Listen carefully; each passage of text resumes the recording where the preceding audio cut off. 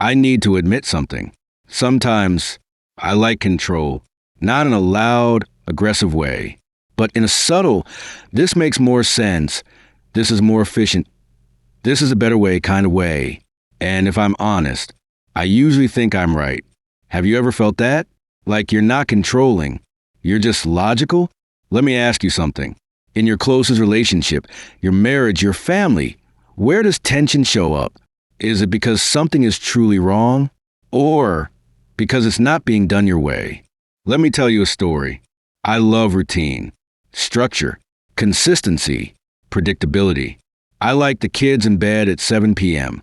I like them up at 6:30 a.m. I like starting the day early, clear, focused, disciplined. My wife, she's different. She started letting the kids stay up until 9 p.m. And guess what happened? They started waking up at 9 a.m.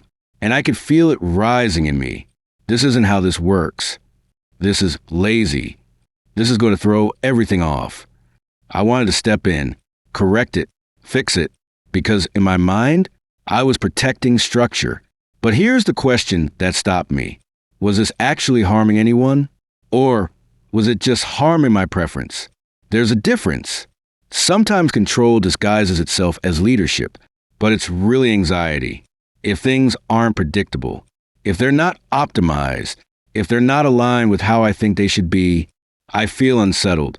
So I try to control the environment. And usually, that means trying to control her. Let me ask you something deeper. When you try to control your spouse, does it bring closeness or distance? For me, it brought tension, frustration, small arguments, subtle resentment, and then something shifted. I realized something uncomfortable. I cannot control my wife. I cannot control what time she puts the kids to bed. I cannot control what time they wake up. But I can control me. That's the difference between control and boundaries. Control says, you need to change so I can feel okay. Boundaries say, I will adjust so I can feel okay. Those are not the same thing. So instead of fighting about bedtime, I created a boundary. If the kids are up until 9 p.m. and I lose my quiet evening time, I take it somewhere else. I go out to my office. I reset. I read. I work. I decompress. She chooses later bedtime. I choose protected personal time. Notice something. I didn't demand. I didn't shame. I didn't micromanage.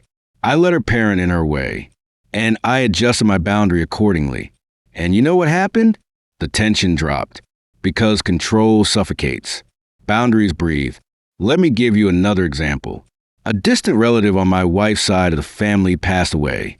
And everything in me wanted to organize the program.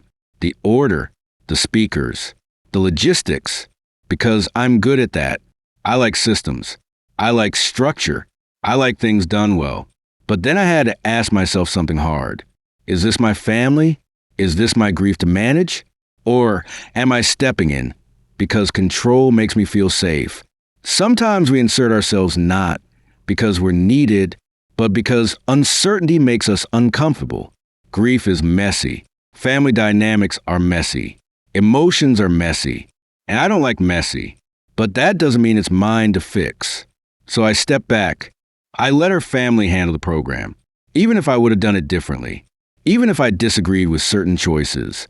And here's the key. I reminded myself, I can choose whether I attend. I can choose how I show up. I can choose my emotional boundaries, but I cannot control their process. Have you ever taken over something that wasn't yours to lead? Have you ever thought, if I don't handle this, it won't be done right? That belief is heavy, and it quietly communicates to people, I don't trust you. That's not leadership. That's control. Let's talk money. Maybe your wife spends differently than you would. You want to monitor every purchase. Instead of, you need to stop spending like that. What it becomes, I need us to agree on transparency for purchases over this amount.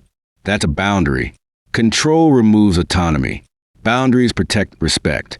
Here's a deeper question. Do you believe your wife is capable of making decisions without you? Or do you feel like everything depends on you steering it? Control often hides fear. Fear that if you let go, things will fall apart.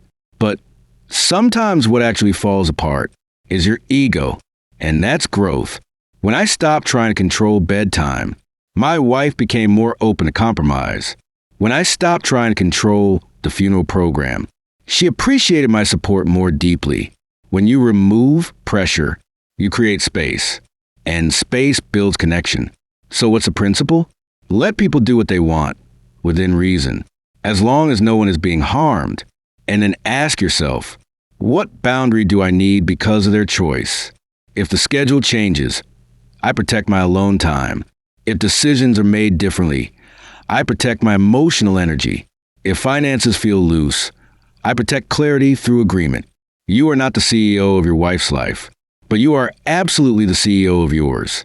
So stop running meetings she didn't invite you to. Start managing yourself. Let me ask you something honest. If you stop controlling today, what are you afraid would happen? Would things actually fall apart? Or would you just feel uncomfortable? Because discomfort is not danger, it's growth. Control feels powerful in the moment. Boundaries feel uncomfortable at first. But long term, boundaries build respect. Control builds resentment.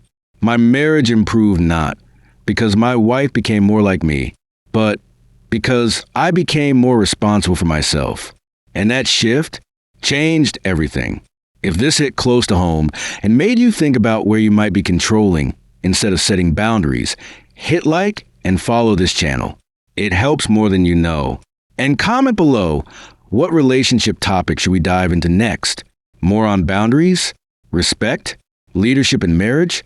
Let me know. Let's grow together.